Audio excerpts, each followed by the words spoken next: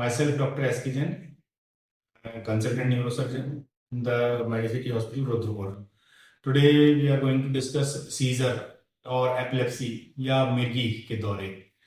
तो ये क्या होते हैं? ये आपके इनके स्पेक्ट्रम बहुत बड़ा होता है। ये आपके जस्ट अब्सेंट सीजर जिसमें सिर्फ आदमी घूरता रहता है, कुछ सेकंड के लिए लॉस ऑफ कॉन्शियसनेस होता है और घूरता रहता है, वहां से लेकर हाथ पैर अकड़ने तक, जीभ कट जाने तक, दांत बंद, क्लिंचिंग ऑफ टीथ, आंखों की eyes up rolling, frothing from the mouth, यहाँ तक सब कुछ हो सकता है।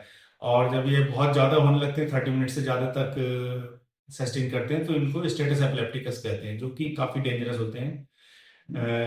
तो अब इनका कारण क्या है होने का? ये या तो आइडियोपैथिक होते हैं जिसका कोई रीजन नहीं मिलता, या फिर इसमें कोई रीजन होता है, इन्फेक्टिव हो सकता है, जैसे एनसीसी हो गया, ट्यूबरकुलोसिस हो गया, ट्यूबरकुलोमा, मेनिंजाइटिस, एनकेफेलाइटिस। इसके अलावा ट्यूमर, एबी मॉल फॉर्मेशन और अन्य तरह की बीमारियां होती हैं जो कि ब्रेन के एनाटॉमिकल स्ट्रक्चर में डिस्टरबेंस करती हैं। और मीजियल टेम्पोरल स्क्लेरोसिस एक कॉमन बीमारी है जिसके लिए एंटीएपिलेप्टिक स्टार्ट की जाती है।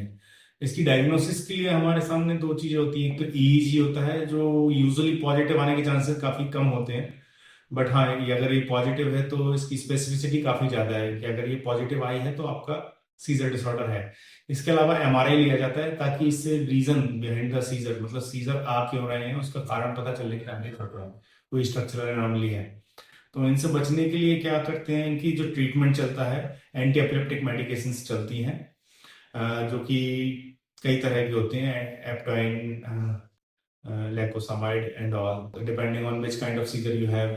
जो सूट करेगी वो आपको डॉक्टर उस हिसाब से प्रिस्क्राइब करेंगे। अगर साइड इफेक्ट्स आते हैं और अगर सुटेबल नहीं होती है और इफेक्टिव नहीं है आपके लिए, तो दवाई बदली जाती है, उसका डोज बढ़ाया जाता है। तो ये इसका ट्रीटमेंट पार्ट है। और अगर काफी लंबे समय तक, 3 3 साल तक मेडिकेशन के बाद आपको सीजर नहीं आए, तो कुछ समय तक टेपरिंग कर कर बंद की जाती है। और अगर सीजर नहीं आए तो ड्रग्स बंद की जा सकती हैं, स्पेशली जिनमें कोई पैथोलॉजिकल रीजन मिल जाता है, उनमें सीजर ठीक होने के चांसेस काफी ज्यादा होते हैं। इसमें प्रिकॉशन क्या लेनी होती है? सीजर का कोई भरोसा नहीं होता कि किस समय आ जाएगा। आपको सोते समय सीजर आ जाए, कार चलाते समय सीजर आ जाए, आपको स्विमिंग करते समय सीजर आ जाए, तो हमेशा आपको इस तरह की चीजें अवॉइड करनी होती हैं जिनमें आपको जान का खतरा हो।